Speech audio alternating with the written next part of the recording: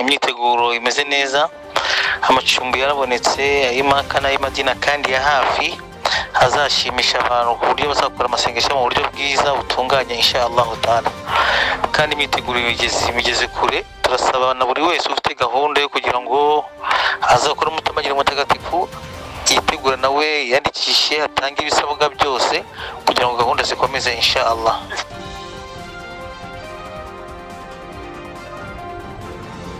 Iyi ni isaha y'amakuru, iyi ni isaha yo kumenya. Ibihe byiza kuri wowe ukurikiye Sharia TV. Muri aka kanya nkabanje kukugezaho icamake z'amakuru agezweho avugwa mu idini yacu y'Ubuislamu. Ngiye uje kuyakugezaho ni Ismail Ibn Musa. Kuri uyu wa gatandatu, Sheikh Saidi imamu w'intara y'Iburasirazuba yatangiye igikorwa cyo gusura abayisilamu hirya no hino mu turere muri iyi ntara.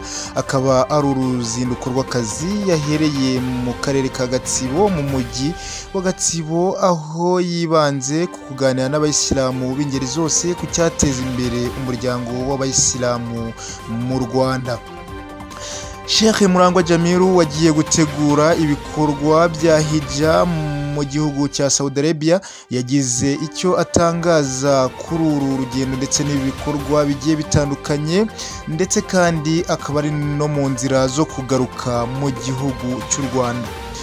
Nyakubahwa mufti w'u Rwanda Sheikh Sindayigaya Musa, urugendo rwo kuzenguruka intara zose zigize igihugu cy'u Rwanda rurakomeje, aho akomeje kuganira n'abayisilamu b'ingeri zose ku bikorwa uyu muryango w'abayisilamu mu Rwanda uteganya gukora muri manda y'imyaka 5. Mu bikorwa bya Qur'ani Irakiza Ismail w'imyaka 22 y'amavuko ni uzahagararira igihugu cy'u Rwanda mu marushanwa yo gusoma Qur'ani mu mutwe mu gihugu cya Egypt. Aya makuru n'andi menshi nibyo tugiye kubagezaho ku buryo burambuye. Komeza ubane na Sharia TV, nge ugiye kubana nawe muri aya makuru ni Ismail Ibn Musa.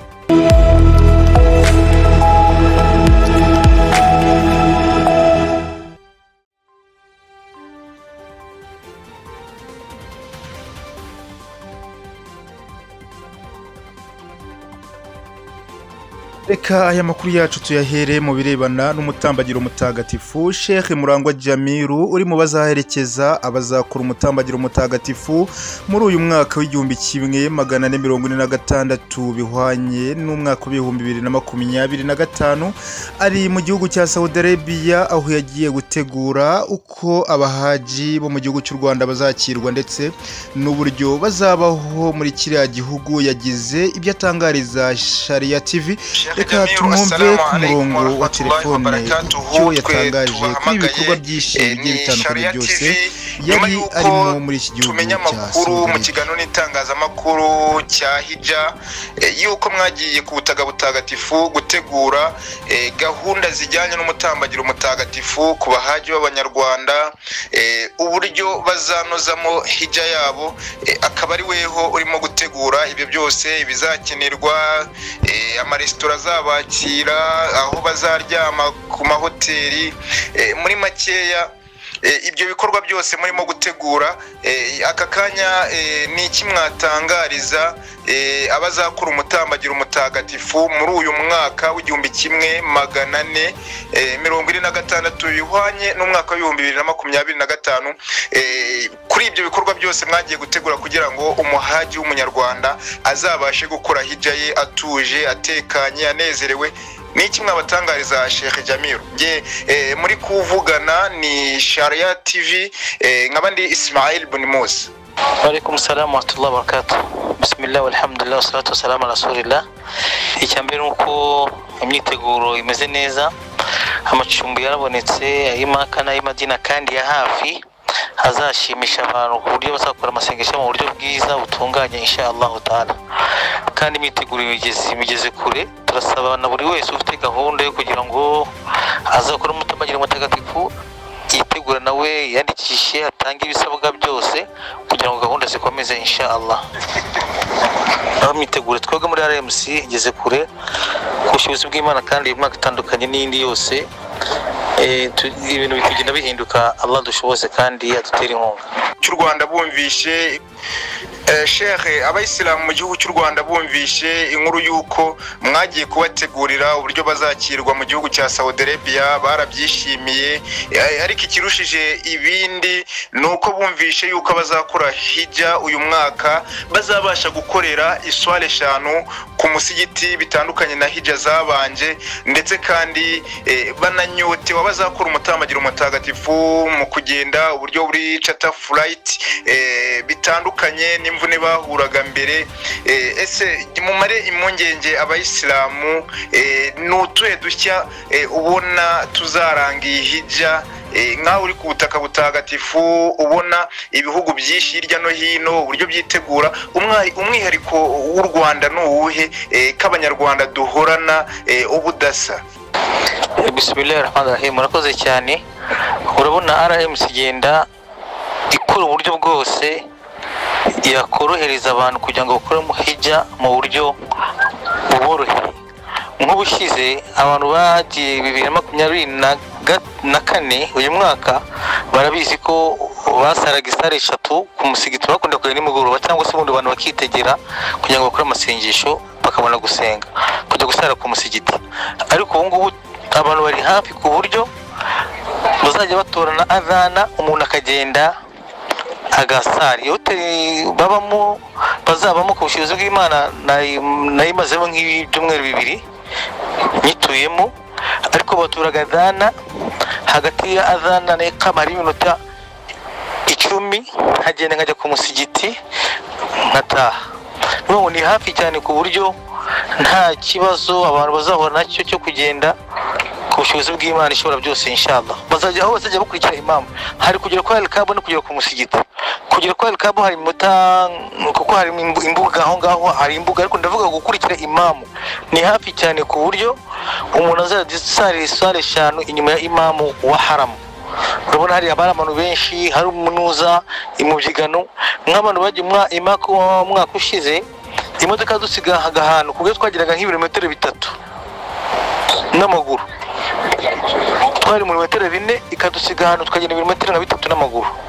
Urumva ni ikibazo, ariko ubu ngubu noneho ku bushobozi bw'Imana nta ni metero zirimo, ni metero ku buryo abantu bazasengera, bazakora amasengesho 5 kuri Al-Kaaba. Imadina naho nuko nguko ni iminota 5 ho ntabwo nasinze ukuntu bivuga, iminota 5 ku buryo abantu uyu mwaka bazabona kwitandukanye n'ibindi bihe byose.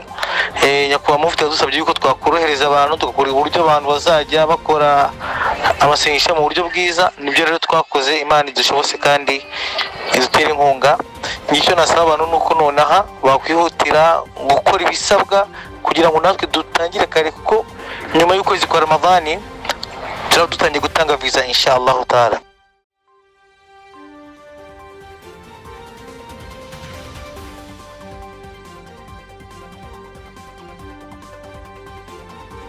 Uwo twumvaga yari Sheikh Murangwa Jamiru wagiye gutegura uko abahaji bazakirwa mu gihugu cya Saudi Arabia ubwo bazaba bari mu gikorwa cy'umutambagiro mutagatifu.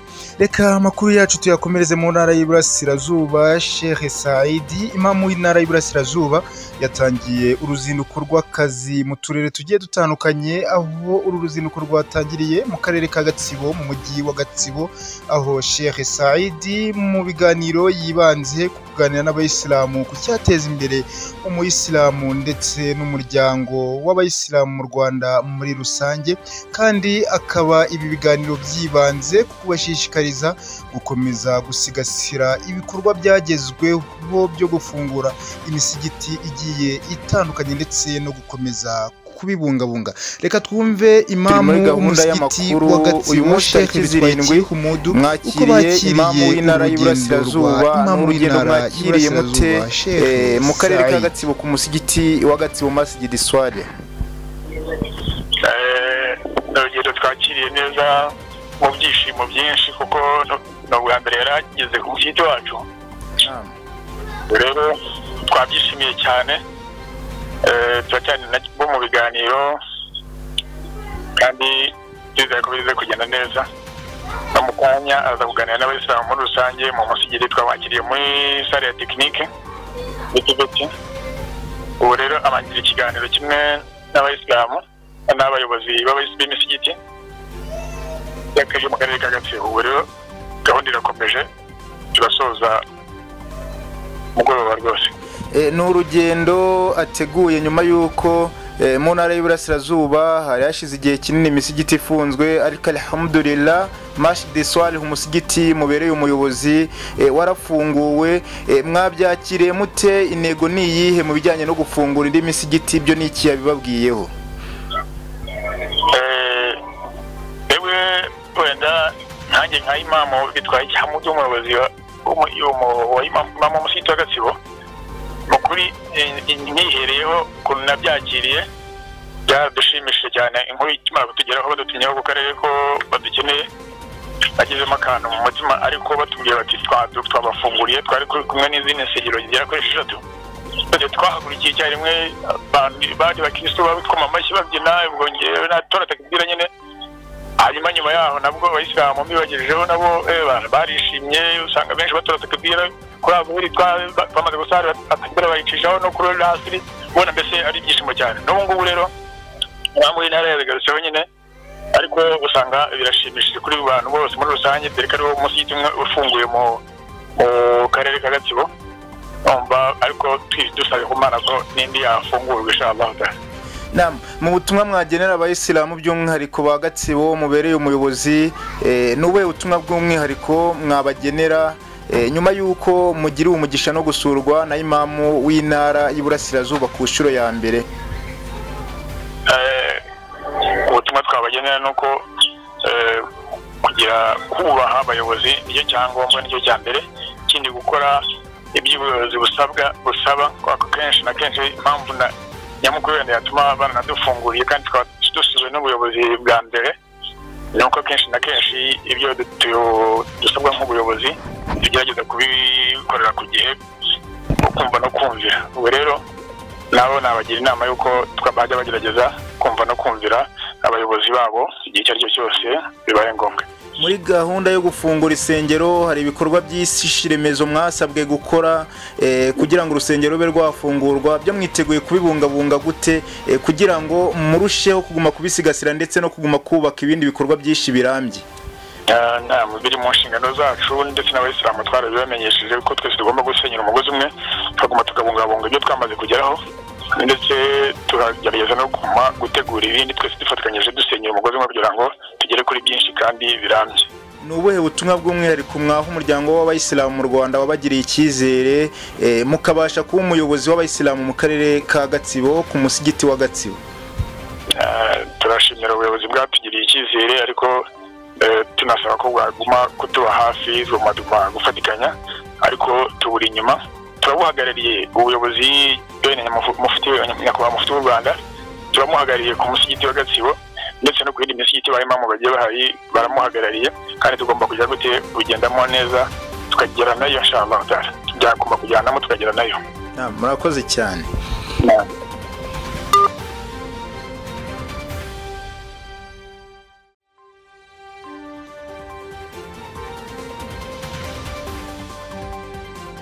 Uwo yari imamu w'umusigiti wa Gatsibo bitwaye Hamud wadutangarizaga uko bakiriye uruzinduko rw'akazi rwa imamu w'intara y'Iburasirazuba Sheikh Said. Nyakubahwa mufti w'u Rwanda Sheikh Sindayigaya Musa akomeje ibikorwa byo kuzenguruka intara zigiye zitandukanye, arimo aganira n'abayisilamu ku iteganyabikorwa ry'umuryango w'abayisilamu mu Rwanda uzagenderaho mu myaka 5 iri imbere.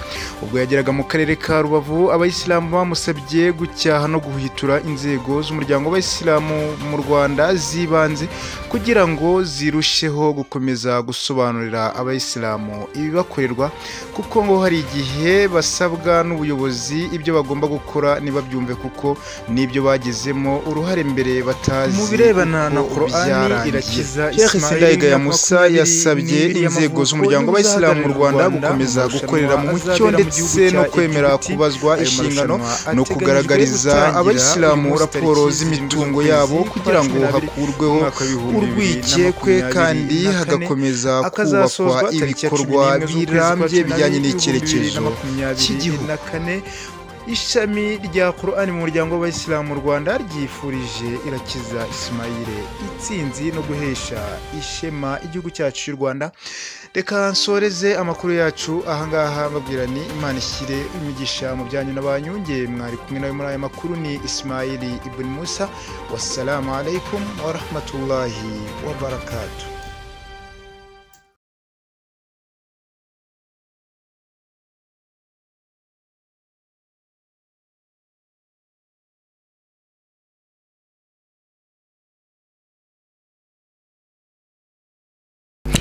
Itangazo rya Hija 2025 hashingiwe ku ingengo bihe y'ibikorwa bya Hija umwaka wa 2025 yatangajwe na Minisiteri ishinzwe ibikorwa bya Hija mu gihugu cya Saudi Arabia. Ubuyobozi bukuru bwa Rwanda Muslim Community RMC bunejejwe no kumenyesha Abayisilamu ko bwatangiye kwandika abifuza gukora umutambagiro mutagatifu Hija. Kwiyandikisha bikorwa muri izi nzira zikurikira: ku musigiti wa Madina mu mujyi wa Kigali, ni ku biro bya imamu w'intara, kuri nimero ya WhatsApp 07321159 yoherezwaho inyemezabwishyu. Amafaranga yo kwiyandikisha ni 40,000 ashyirwa kuri konti nimero 118,914,737 yitwa RMC Hija account iri muri banki ya Kigali. Igiciro cy'urugendo, amacumbi n'izindi serivisi zisabwa muri Hija na amadolari 7,800 ashyirwa kuri konti y'amadolari ifite nimero 118,914,765 yitwa RMC Hija account iri muri banki ya Kigali.